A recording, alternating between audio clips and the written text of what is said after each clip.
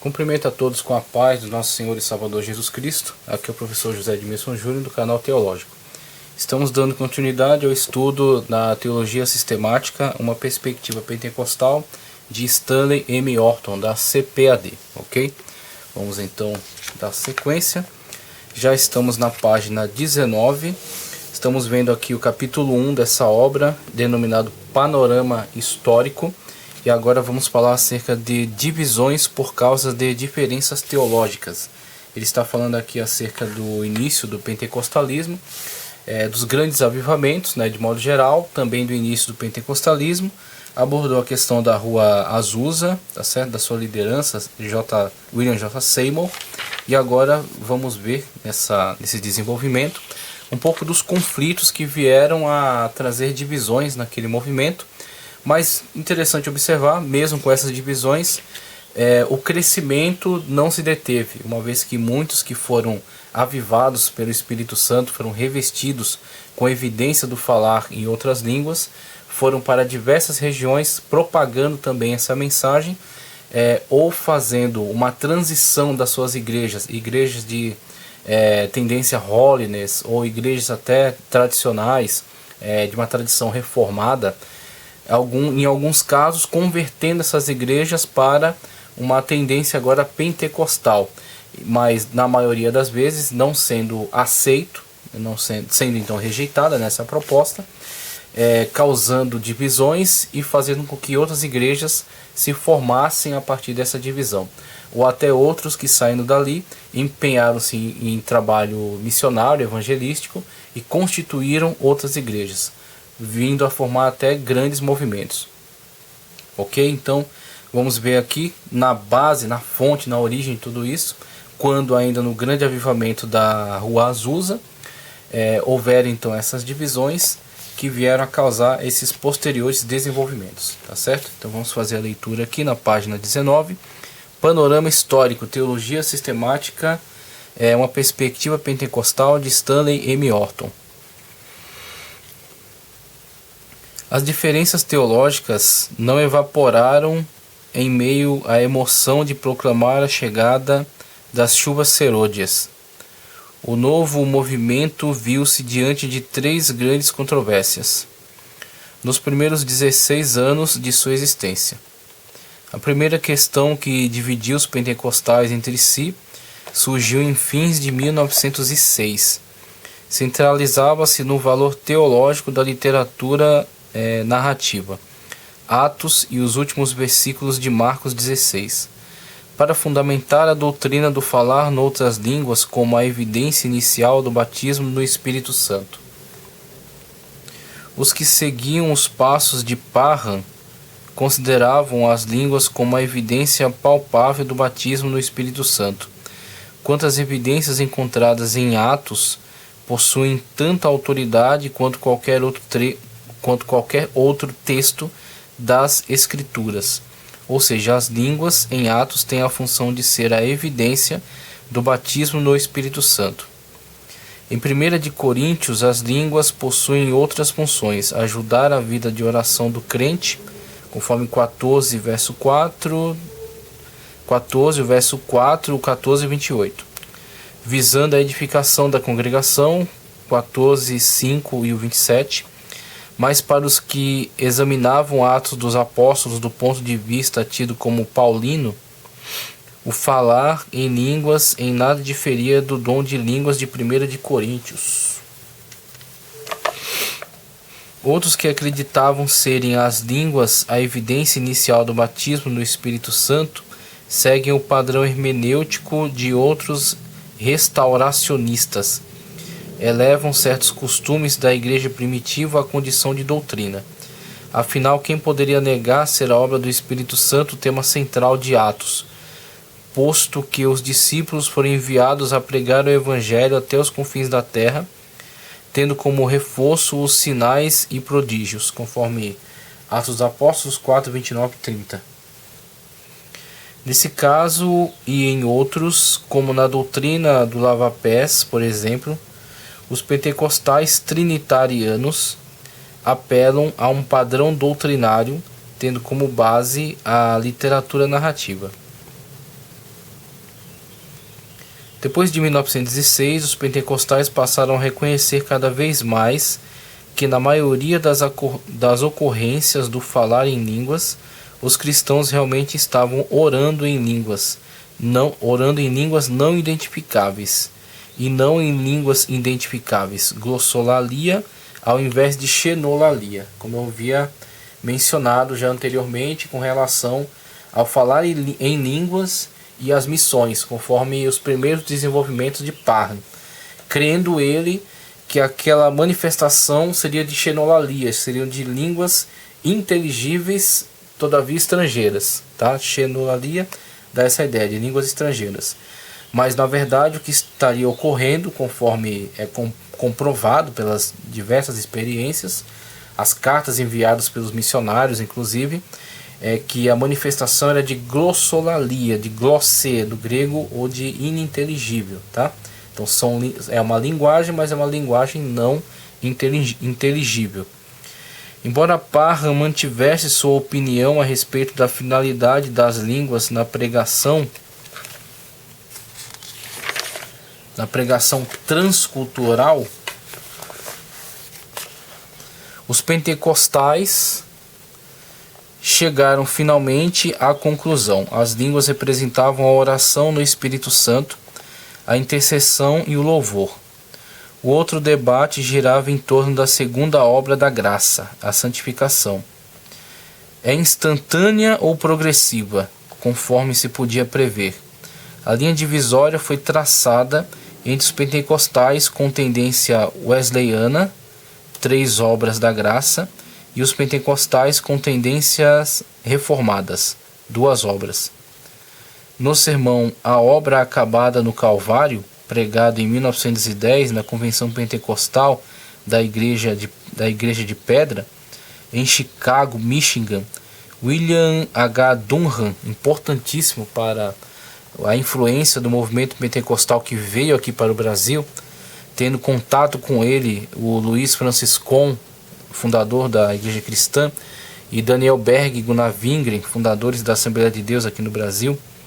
William H. Dunham, um batista que se tornara pentecostal, declarou que o problema do pecado original, hereditário, recebera o golpe final quando na crucificação de Cristo, ok? A fé na eficácia desse evento continuava a frutificar espiritualmente, tendo por fundamento a justiça de Cristo imputada a todo o que crê. A terceira controvérsia entre os pentecostais resultou do impulso restauracionista e da forte ênfase cristológica do evangelho integral. Perguntas a respeito da natureza da divindade surgiram nas reuniões do acampamento pentecostal internacional em Arroio Seco, perto de Los Angeles. R. E. McAllister, num sermão batismal, observou que os apóstolos batizavam usando o nome de Jesus, Atos 2:28, ao invés da fórmula trinitariana, Mateus 28:19. Os que achavam ter descoberto as características que lançavam luz sobre a restauração da Igreja do Novo Testamento foram rebatizados em o nome de Jesus, seguindo mais um padrão de Atos dos Apóstolos, segundo seu modo de ver. Vários crentes, inclusive Frank J. Elhart, continuaram o estudo do batismo nas águas, daí surgiu outro agrupamento de igrejas. Esses cristãos enfatizavam a unicidade, ou unidade da divindade, em contraste com o conceito cristão ortodoxo de um só Deus em 3 pessoas. Além disso, os teólogos da unicidade sustentavam, posto ser Jesus Cristo o nome redentor de Deus, além disso, os teólogos da unicidade sustentavam, posto ser Jesus Cristo o nome redentor de Deus, é mediante o seu nome que são concedidas a salvação e as demais bênçãos divinas. Desde o início formaram-se 2 grupos dentro do movimento da unicidade. Os que acreditavam que a conversão e o batismo nas águas em o nome de Jesus são seguidos por uma segunda experiência de revestimento de poder. e os que sustentaram que os 3 elementos de Atos 2:38, o arrependimento, o batismo e o nome de Jesus e o recebimento do Espírito Santo, falar noutras línguas, convergem num só ato da graça, o novo nascimento. Condenando a teoria da unicidade, os fundadores das Assembleias de Deus tinham como certo que a fé apostólica havia sido protegida da falsa doutrina. Nos anos que se seguiram, concentraram sua atenção na conservação das verdades do reavivamento. Ok, muito bem. Então temos aqui os primeiros conflitos teológicos que surgem uma vez que o movimento está se desenvolvendo, está se firmando. Então você vai ter debates intensos que vão escrutinar a Sagrada Escritura. E isso, na verdade, é muito saudável. E vemos que nessa exposição e nesses debates você vai refinando o seu entendimento, refinando os conceitos que você está construindo em relação à Sagrada Escritura. Vai desmistificando alguns conceitos que estavam um tanto obscuros e vai resolvendo alguns problemas de interpretação equivocada. Então é interessante como, mesmo que em alguns momentos isso gere conflitos e até divisões, mas é salutar ver que a Sagrada Escritura está sendo examinada com toda a cuidade, né, com todo o cuidado, com toda a profundidade. Então, a questão da fundamentação mesma da evidência do falar em línguas estranhas, uma vez observando-se que os textos têm características narrativas, mas olhando para a questão de você ter na Sagrada Escritura textos descritivos e textos prescritivos, ok? Textos que apenas estão descrevendo situações históricas, por exemplo, mas que não necessariamente pretendem ser um referencial de comportamento. Então você tem, por exemplo, algumas questões especiais que são reveladas aos profetas veterotestamentários que não necessariamente constituem doutrina.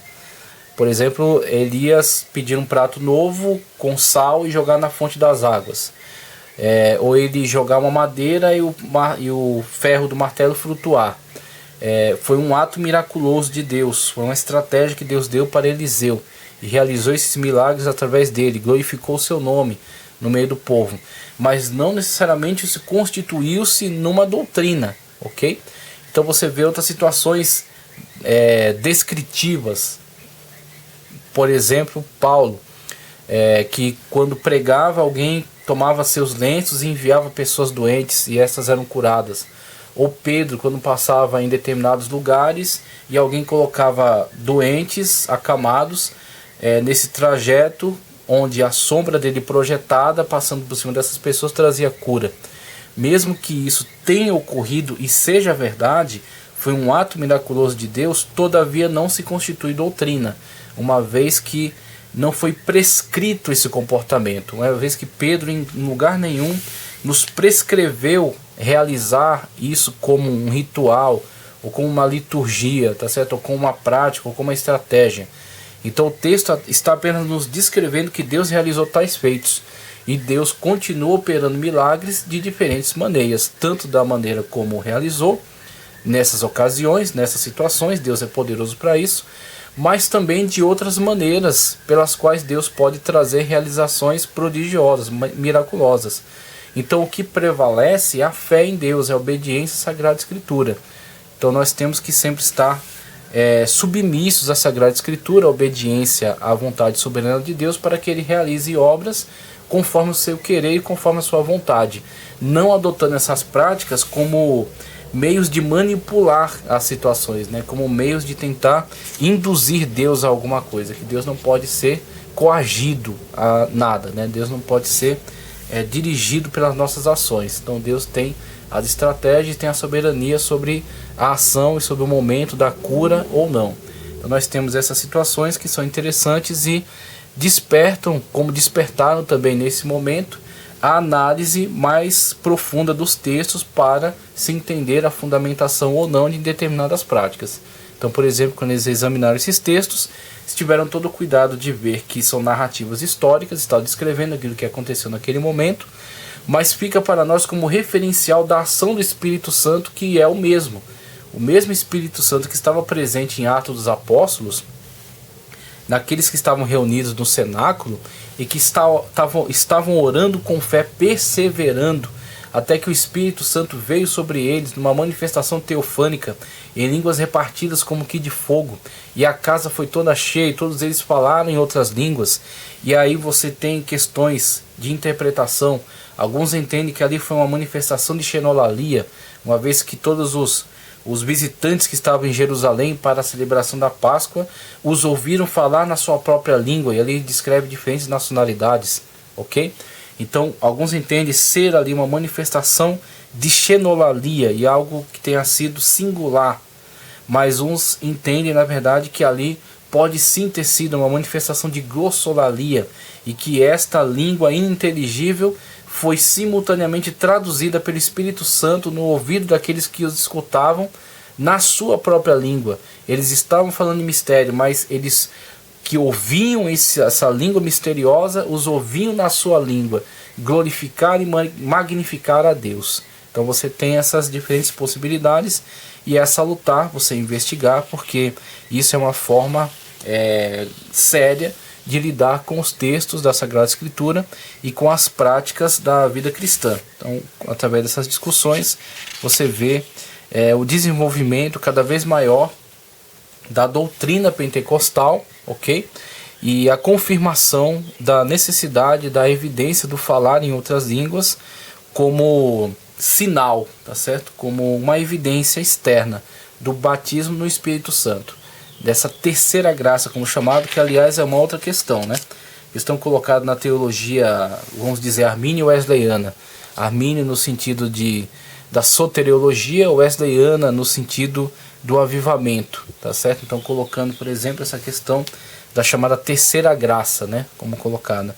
Enquanto outros diriam mais tradicionalista, reformada, liam como uma ótica da segunda graça. Então você tem uns que entendem que há a graça da salvação, há a graça da contínua santificação, e há também a terceira graça da evidência do falar em outras línguas, como sinal do batismo no Espírito Santo, do revestimento de poder do Espírito Santo. Mas outros adotando essa visão, essa perspectiva da segunda graça, entendendo que há a salvação da pessoa bendita de Cristo Jesus por meio da fé, né? A fé salvífica por meio da graça, ok? Então, operando a salvação, e posteriormente esse revestimento, esse avivamento, que é a obra do Espírito Santo, trazendo então como evidência essa maior dedicação da vida cristã, essa maior santificação.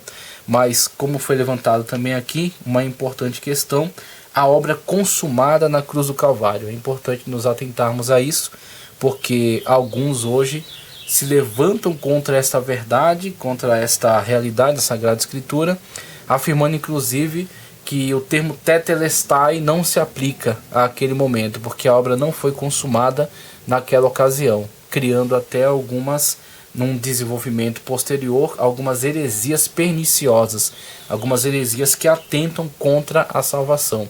Heresia inclusive do juízo investigativo, perigosíssima, que atenta contra a nossa salvação, uma vez que destrói o poder daquilo que foi realizado na cruz do Calvário, quando Cristo, dando o brado, disse: está consumado, tetelestai, que de fato é aquilo que cremos, a obra foi consumada na cruz do Calvário. Então nós temos a obra realizada por Cristo, a consumação da nossa salvação e a imputação a nós da sua justificação, das suas obras redentivas realizadas ali na cruz do Calvário. Mas uma vez que essas obras são imputadas a nós, cabe a nós agora uma progressiva santificação para a sujeição da nossa carne, para que nós possamos então estar incluídos dentro do rol do grupo dos salvos. Nós temos acesso a esse grupo pela obra redentiva de Cristo Jesus, pela imputação da santificação, da justificação de Cristo a nós, a regeneração operada pelo Espírito Santo, nos tornando nova criatura. Mas uma vez que somos incluídos, temos que permanecer, e a permanência nesse grupo se dá por meio da santificação, e a santificação é uma mortificação da carne. não somente o aspecto da mortificação da carne, mas também positivamente o aspecto do revestimento de poder. E aí onde torna-se um diferencial o revestimento de poder e o batismo no Espírito Santo com evidências do falar em outras línguas para o desenvolvimento de uma maior espiritualidade e de uma comunhão com Deus continuada, uma comunhão com Deus aperfeiçoada, inclusive com a manifestação dos dons que o Espírito Santo concede para o uso na igreja, para a utilização, para a realização de grandes obras, de grandes sinais, para trazer edificação à vida de outras pessoas e trazer uma obra cada vez mais intensa para a atuação da Igreja de Cristo na Terra, tá ok?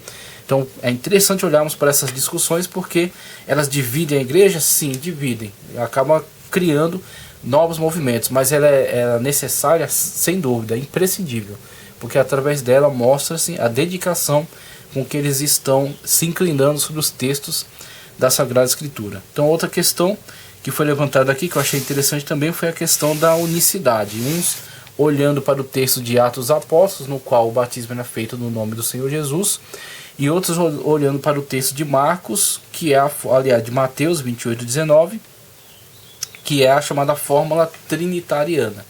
Então alguns esclarecimentos que já ouvi em relação a esses termos, em relação a essas situações, o pastor Elias Soares, pastor João Flávio Martinez, pastor César Cavalcante, trazendo maiores esclarecimentos, mostrando que as duas realidades estão presentes, as duas realidades são entrelaçadas, não há como você desvincular uma da outra, ok?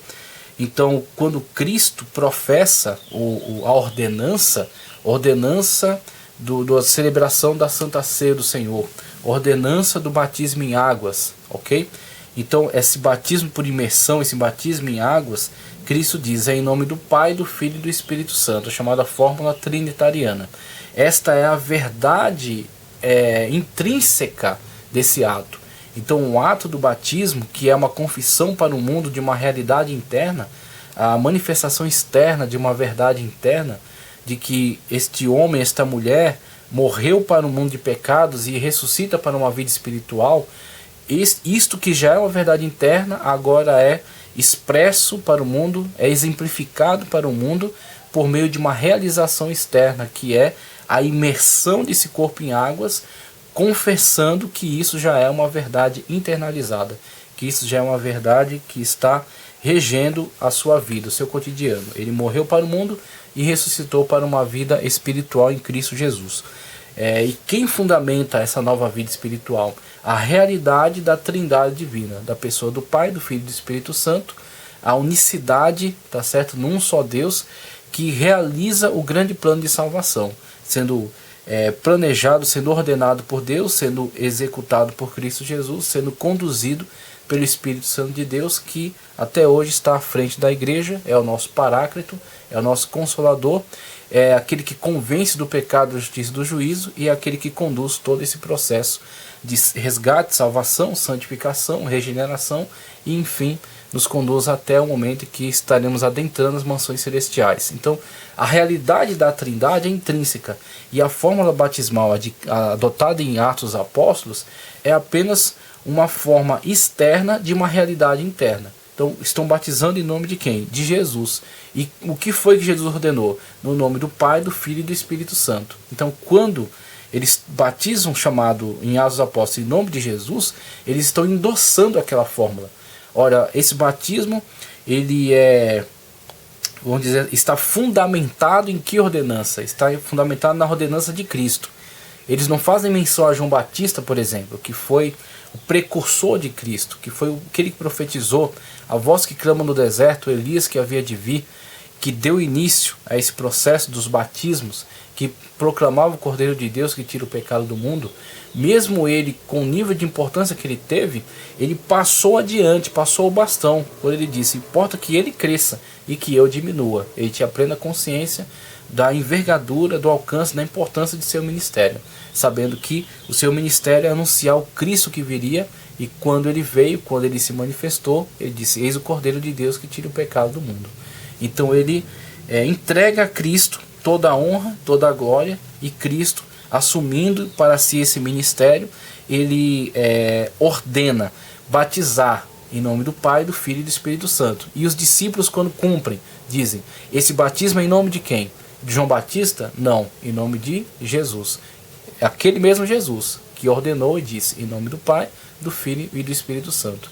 Então, é quando dizer: olha, esse batismo, a fórmula dele é em nome de Cristo Jesus, é em nome de Jesus, é o batismo de Jesus, é a ordenança de Jesus.